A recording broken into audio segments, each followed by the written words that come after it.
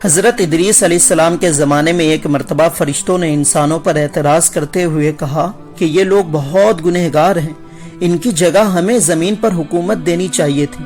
اس پر اللہ نے انہیں کہا کہ انسانوں کو غصہ اور شہوت جیسی کمزوریاں دی گئی ہے، وہ تمہیں دی جائے تو تم بھی گناہ کرو گے۔ تو فرشتے کہنے لگے کہ ہم تو گناہ کے پاس بھی نہیں جائیں گے۔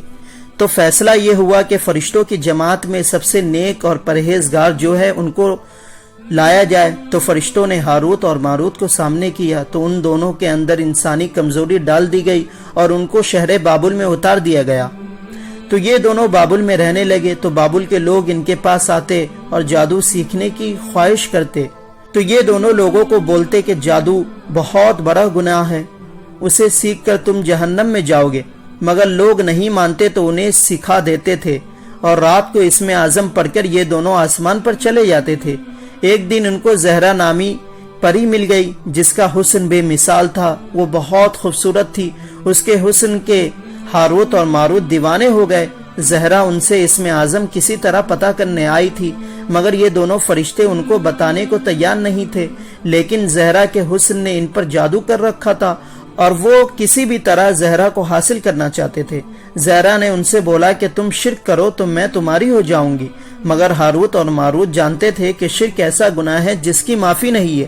انہوں نے انکار کر دیا۔ تو پھر زہرا نے شرط رکھی کہ ایک بچے کو قتل کر دو تو میں تمہاری ہو جاؤں گی۔ تو ہاروت اور ماروت نے انکار کر دیا کہ بے گناہ کو مارنا گناہ ہے۔ تو آخر میں زہرا شراب لے کر آئی اور کہنے لگی یہ پی لو تو پھر جو کہو گے ویسا ہی کروں گی۔ ہاروت ماروت نے سوچا کہ شراب پینا تو بڑا گناہ نہیں ہے، تو پی گئے۔ تو یہ دونوں جب نشے میں مدہوش ہو گئے تو زہرا نے بدکاری کے بدلے اپنے بت کو سجدہ بھی کرایا اور بچے کو بھی قتل کروا دیا، اور اسم اعظم پتہ کر کے آسمان پر جا رہی تھی تو اللہ نے اسے تارا بنا کر زہرا ستارہ سے ملا دیا۔